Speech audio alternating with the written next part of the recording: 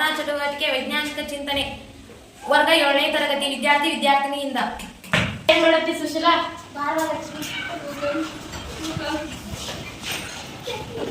ಏನಾಯ್ತು ಹುಡುಗ? ಒಂದು ವಾರದ ಕೈಕಾಲು ವಿದ್ಯಾರ್ಥಿ ಸಿದ್ಧಿ ಮಾಡ್ತಿ ಊರವ್ರು ಒಬ್ಬ ಮಂತ್ರ ಮಾಡಿದ್ದಾನು ಅಲ್ಲಿ ಕರ್ಕೊಂಡು ಹೋಗ್ಬೇಕು ಬಾ, ಅವೆಲ್ಲ ಪರಿಹಾರ ಮಾಡ್ತಾರೆ.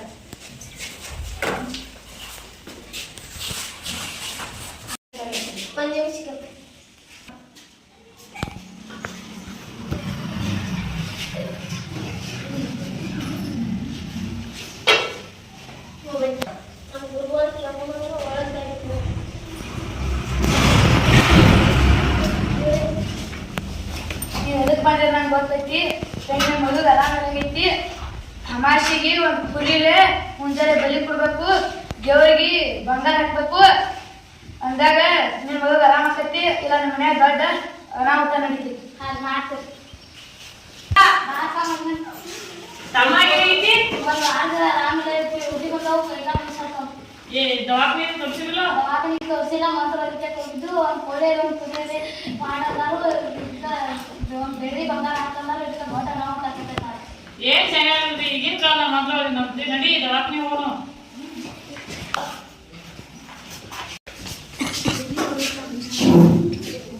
ಏನಾಗಿತ್ತು? ಒಂದು ವಾರ ಊಟ ಮಾಡೋದು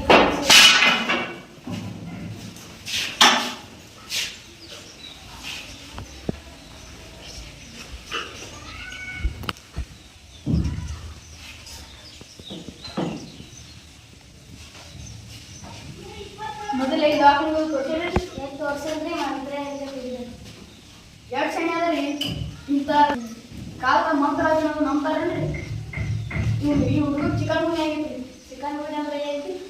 ಅಂದ್ರೆ ಅಲ್ಲಿ ಇದ್ರ ಲಕ್ಷಣ ಏನಂದ್ರೆ ಅಲ್ಲಿ ವಾಂತಿ ಬರೋದು, ವಾಕರಿಕೆ ಬರೋದು, ಮತ್ತು ತಲೆ ಮುಸುದು, ಕಾಲ ಕೈಕಾಲು ಮುಸುದು, ಕೀರುಗಳು ಬಾವು ಬರೋದು,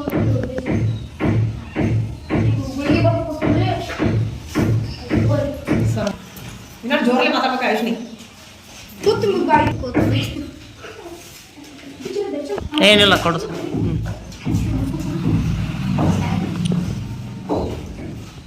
ನೋಡ್ರಿ, ರಾತ್ರಿ ಆದ್ಮೇಲೆ ಮುಂಜಾನೆ ಆಗ್ತದೆ. ನಿಮ್ಮ ಮನೆ ಸುತ್ತಮುತ್ತ ವಾತಾವರಣ ಮುಂದೆ ಬರಲು ಕಾರಣಗಳು ನೀರು ನಿಲ್ಲಬಾರದಂತೆ ತಡೆಯಬೇಕು. ಏಕೆಂದರೆ ನಿಂತ ನೀರಲ್ಲಿ ಸೊಳ್ಳೆಗಳು ಮತ್ತು ಕ್ರಿಮಿಕೀಟಗಳು ಹುಟ್ಟಿಕೊಳ್ಳುತ್ತವೆ.